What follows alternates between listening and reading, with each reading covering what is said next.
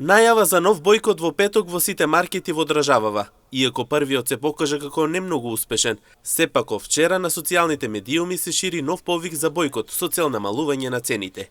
И анкетираните на терен земнет телевизија согласни дека повторно ќе бојкотираат, бидејќи само така како што велат ќе се дојде до некакво решение. Ја мислам повише дениште да виде малце друго, да не се улезе апсолутно. Значи, а некој работи има што мора, али мора да преизбегат.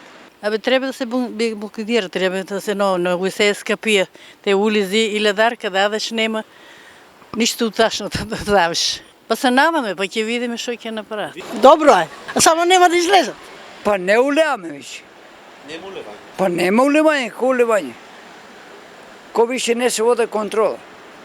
Треба да има некој контрол, значи треба да има некој према државата, значи државата имаме контрола да се проведе што се деша. Друг дел остануваат сомнението дека сепак бојкотот е бадиела трошење време и истиот нема да има резултат.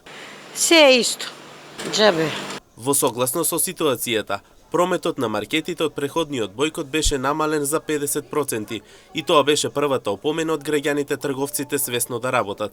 Истиот беше потикнат од Хрватска и досега се распространен низ повеќе држави.